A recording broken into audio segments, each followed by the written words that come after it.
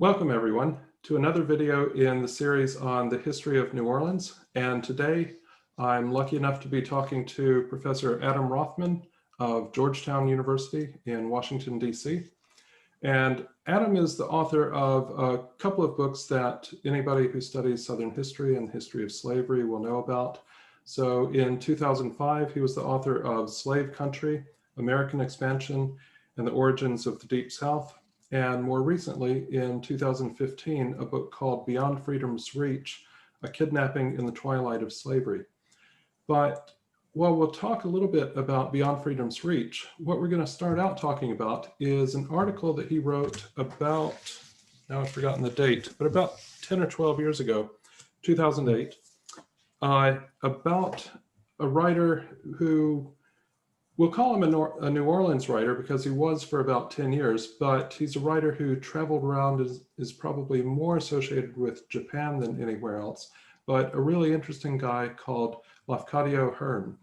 So Adam, can you just sort of introduce us briefly to Hearn's story and where he was from and how he came to wind up in New Orleans? Sure. And Bruce, thanks for having me. It's great to have a chance to talk to you about the history of New Orleans and also about this guy who I have always found extremely fascinating, Lafcadio Hearn. Hearn was born in the Greek islands, has kind of a checkered origin. Basically, he gets put on a one-way boat to the United States. God, when was that? In the 1860s, I believe. He ends up in Cincinnati, of all places. And, you know, he's part of this great migration across the Atlantic from Europe to the United States in the 19th century. He's such a curious guy. He ends up kind of a newspaper man in journalism in Cincinnati. He gets really interested in the Black workers along the levee in Cincinnati. He actually marries a Black woman and basically gets run out of Cincinnati for that. He ends up in New Orleans, again, as a journalist. And there, he stays there for about 10 years, just kind of reinventing himself as a local author and journalist. He becomes extremely fascinated with the Creole culture of New Orleans and is a really deft observer of its post-Civil War kind of slow decline into provincialism. But he's always keenly aware that New Orleans is also set in the Caribbean. And as a New Orleans writer, he becomes really interested in the Caribbean dimensions, especially of Afro-Creole culture in New Orleans. He writes a really remarkable he writes a lot of journalism, a lot of short pieces, but he also writes a short novel called Cheetah, which is ostensibly about a hurricane that hit Louisiana in the 1850s and its consequence. And just my encounter with Hearn really started with Cheetah. I picked it up after Hurricane Katrina because I was just really interested in the environmental history of the city and how people had written about that relationship between city and nature and hurricanes in the past. And so this book by Hearn just leaped out at me because he was also keenly fascinated with the environment and wrote really evocatively about it in the 19th century. One other thing about Hearn is he sort of got tired of New Orleans after about a decade. He's always looking for what he called the queer, the odd. He's always on the lookout for something even more exotic than what he finds himself in. So he's drawn into the Caribbean. He spends a couple of years kicking around the Caribbean and writes a book called 2 Years in the West Indies, a kind of travel narrative of his adventures there. And then he finds the whole Caribbean world just not exotic enough. And so he hightails it out to Japan, where he really makes a name for himself as a collector and cultivator of folklore. And most people who know Hearn know him for his Japanese years. But there's a few of us like you and me who really cherish him for his New Orleans years. Yeah. In fact, his short pieces have been collected, or some of them have been collected and republished in a couple of books. There's this one, and then there's also this one. In fact, this, I think, was actually my introduction to Hearn, and it's because I was watching Treme in the first season, and the character Creighton Burnett is sitting on the porch or somewhere reading a book, and of course I froze the video to say, what book is that he's reading, and thought, this looks interesting. Yeah.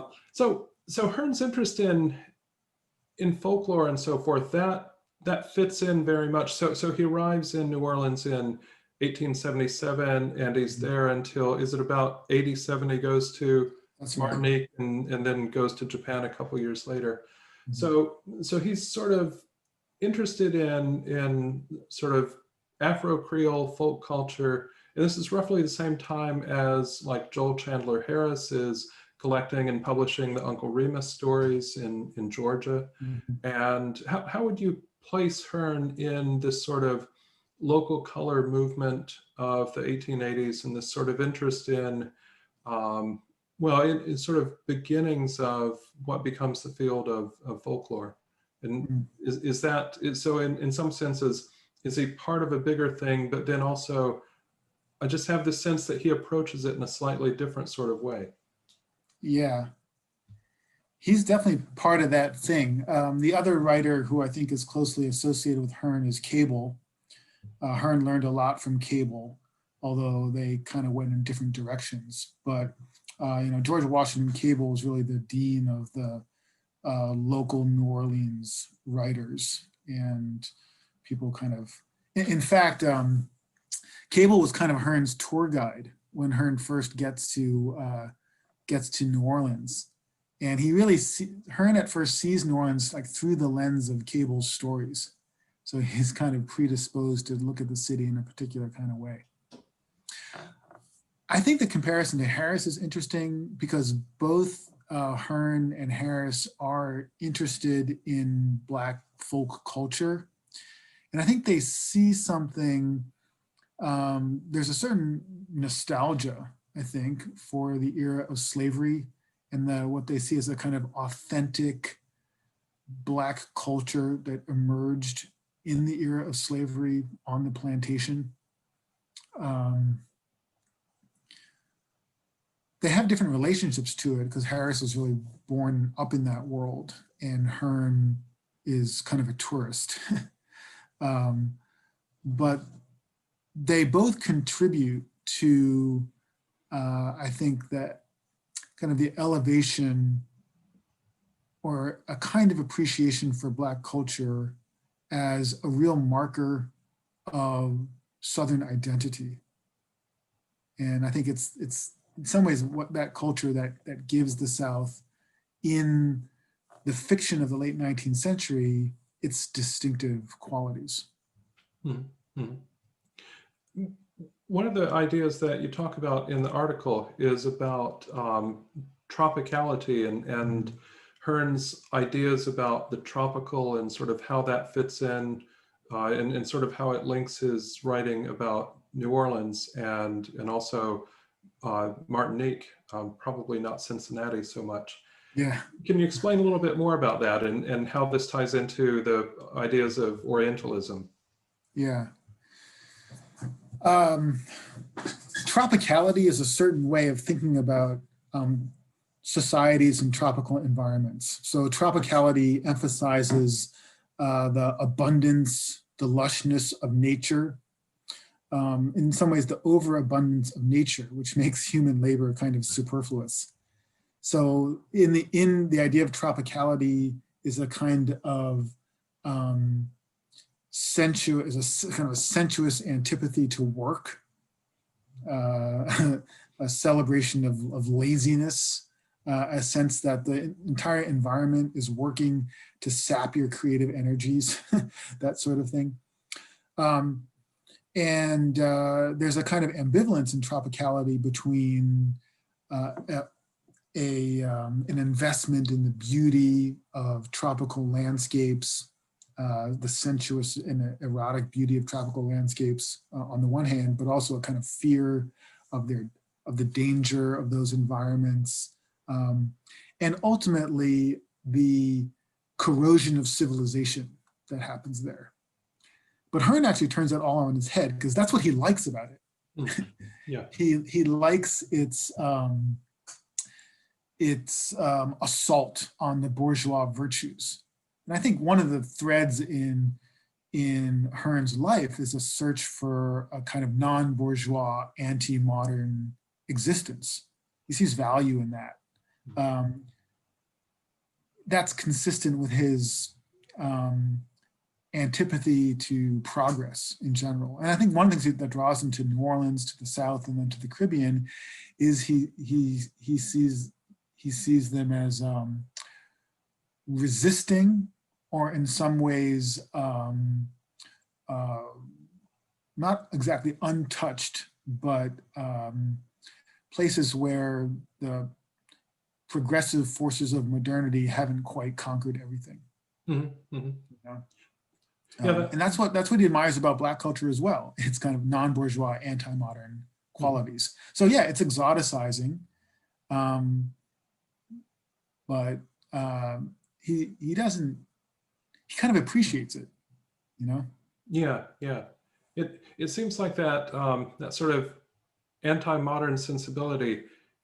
It's interesting the timing and the fact that he's there in the 1880s, which really sort of all over the place in the South and even in New Orleans to some extent.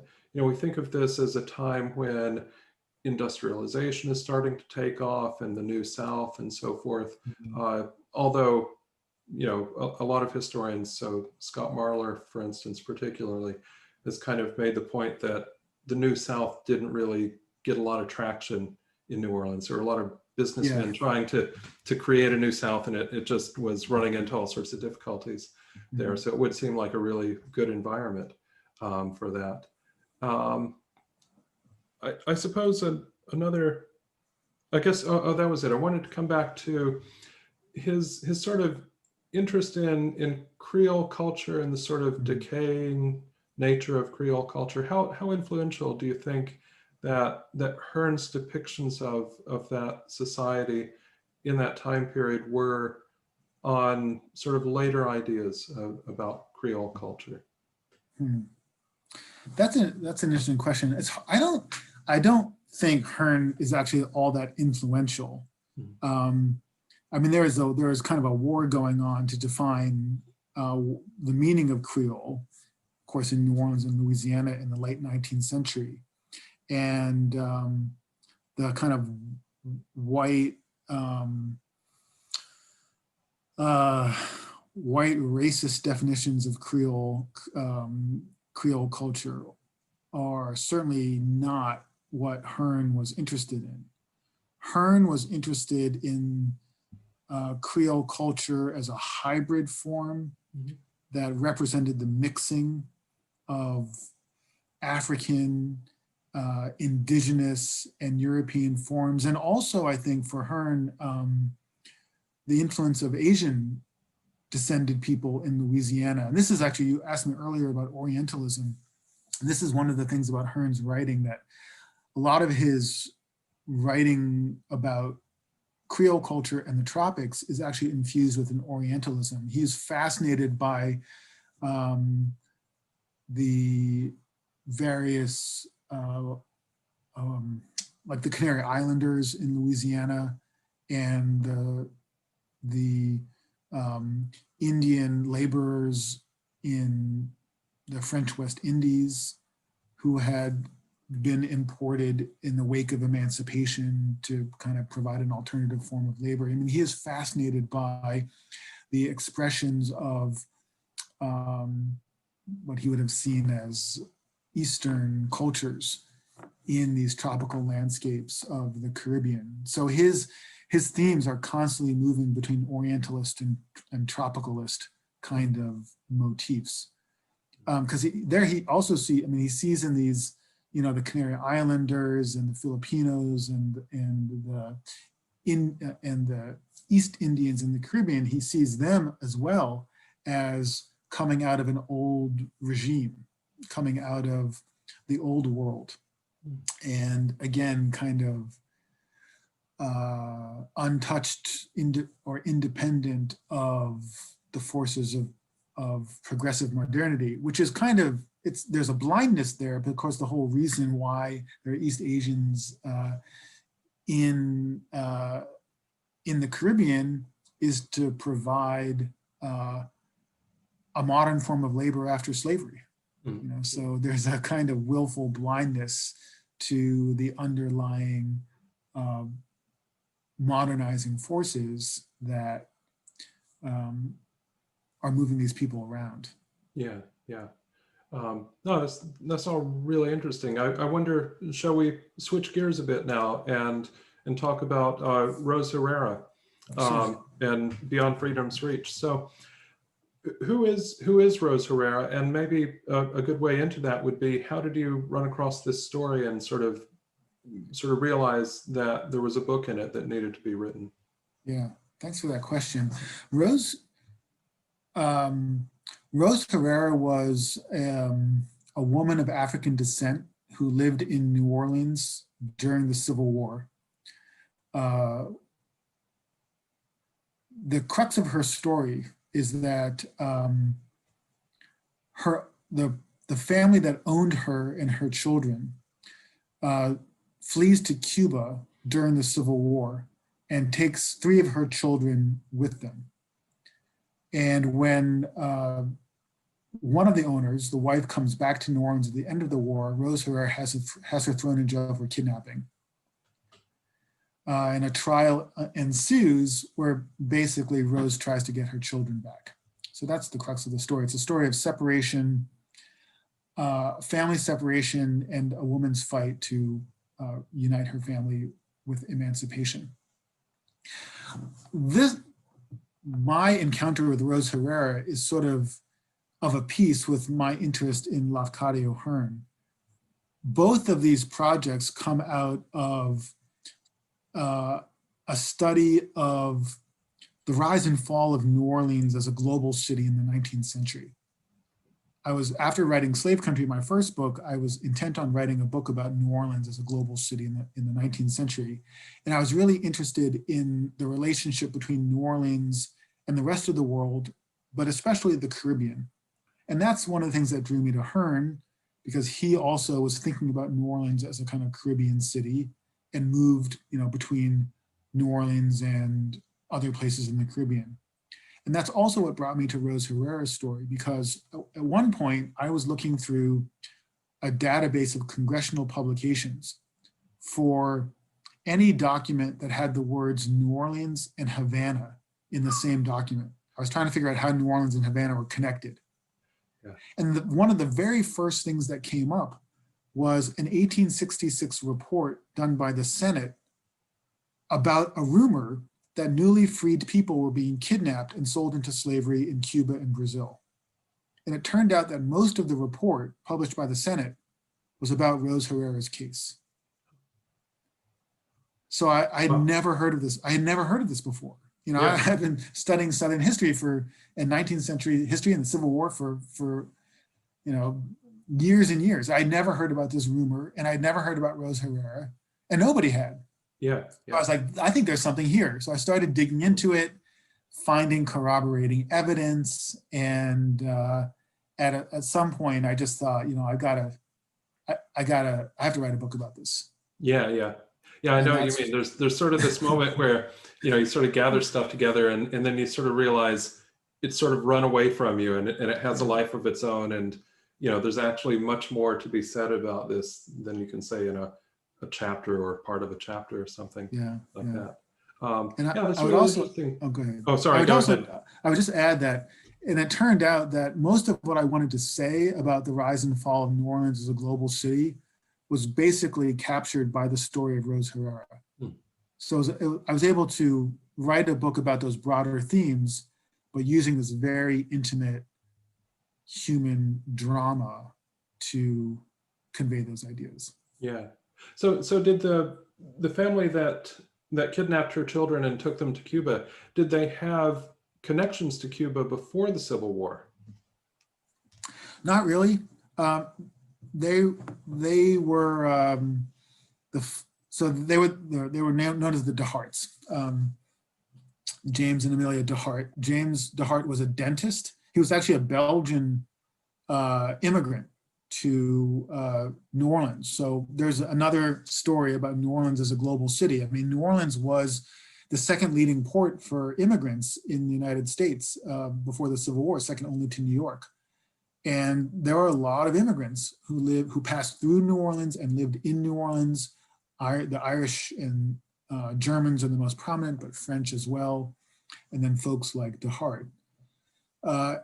He married a local Creole woman, and then, just a petty bourgeois family, but he purchases a slave. He purchases Rose Herrera as a kind of domestic servant, and with her, he gets her children because of part of Secretary Ventran. Interestingly, Rose was actually married to a free man of color named George Herrera. And the children are George's, but because Rose is enslaved, their children are the property of their owners. So imagine that situation. Yeah. But they didn't, as far as I could tell, they didn't have any connections to Havana. But what happens is that after the US Army comes in and captures New Orleans in 1862, a lot of Confederate sympathizing white folks in New Orleans scatter. And a lot of them go, deeper into the Confederacy. They go to Texas, for instance, or other parts of Louisiana, but some of them go to Cuba because it's really the closest big city outside of the Confederacy that they can go to. And just the way the shipping routes work, if you're going from New Orleans pretty much anywhere else in the world, like New York or to Europe, you stop in Havana. Oh, right. It's just the way the shipping routes work. Yeah. And so it was a kind of natural destination for people trying to flee New Orleans during the war. And it turns out that quite a substantial Confederate expatriate community kind of grows up in Havana during the war. And it's a center of intrigue and all sorts of stuff like that. So there had been longstanding connections between New Orleans and Havana, illegal slave trading for one thing, but the DeHarts themselves, I think they just go there because it's convenient. And because it's one of the few places where slavery is still chugging along. So they can hold on to their human property if they can get it there. Right. So when Mrs. DeHart comes back to New Orleans and Rose Herrera has her arrested, who are the people that are sort of allies and supporters of Rose in accomplishing this? Yeah. So this to me captures some of the revolutionary quality of wartime emancipation. I mean, I don't think we appreciate how revolutionary the Civil War really was for places like New Orleans and across the South. And I think to a certain extent, our current mood, the sort of current historical mood is one of kind of pessimistic continuity, like things don't change. But things were changing in the Civil War. And so Rose does something that would have been unimaginable just 5 years earlier. She takes her former owner to court and has her charged with kidnapping. You have to understand that at this point, the US Army has captured New Orleans. There's been a kind of political revolution in the city. A free state constitution has been passed in Louisiana abolishing slavery. And there is a conflict going on really between Confederate sympathizers who are trying to reassert control and US officials who are trying to impose and enforce emancipation. So how this is reflected in the Herrera case is that initially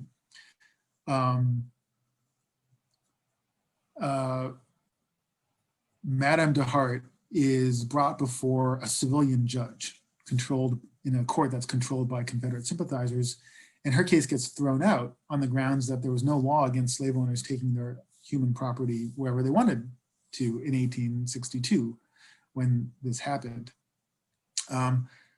But there's a whole other court system in New Orleans in 1865, and it's controlled by the Union Army.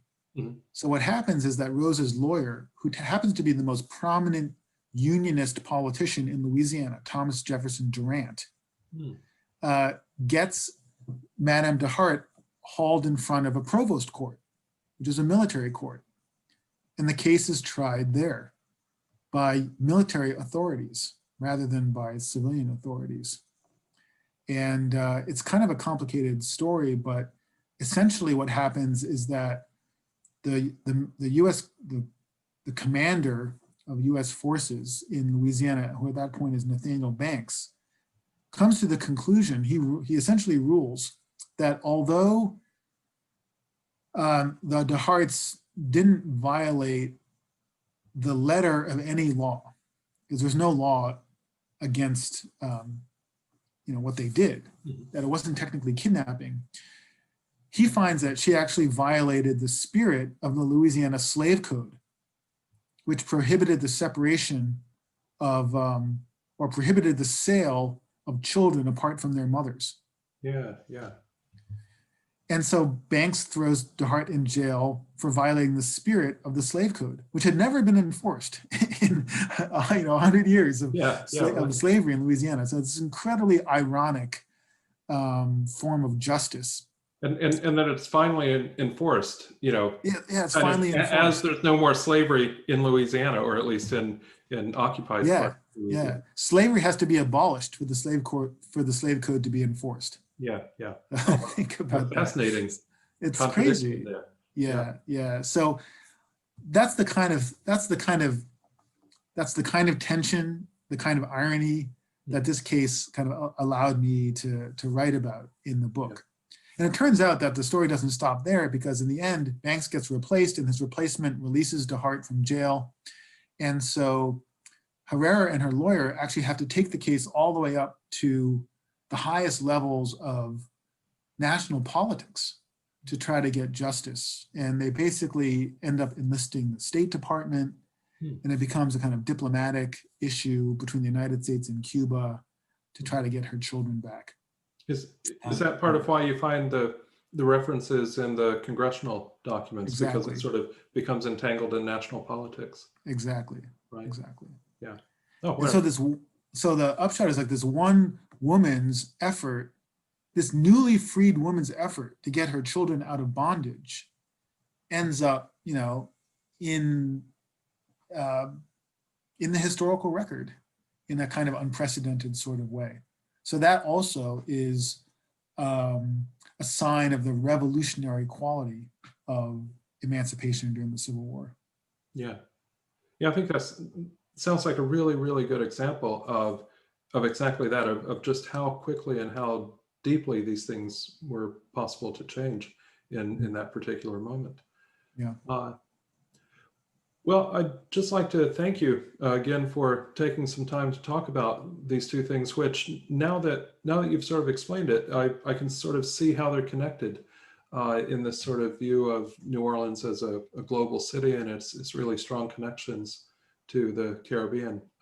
And also the idea of doing a search in the congressional serial set and everything for New Orleans and Havana will stick with me. And I think that's what people who don't do what we do don't always appreciate, is that, these gems are not lying on the surface of the ground. You're sort of digging and digging, and every once in a while you run across something like that. But fascinating stuff.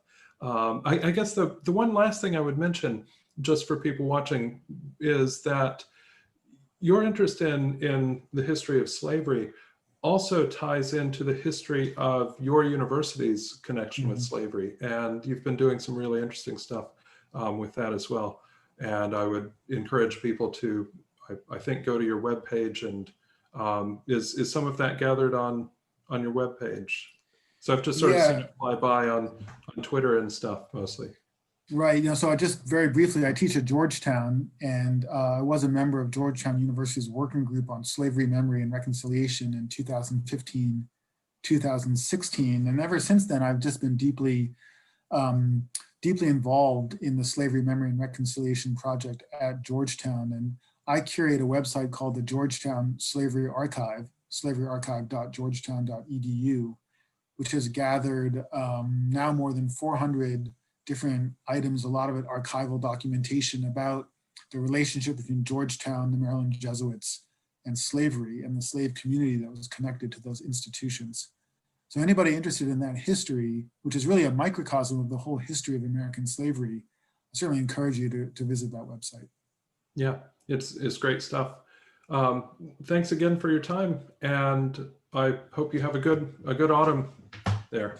You too, Bruce. Thanks so much for having me.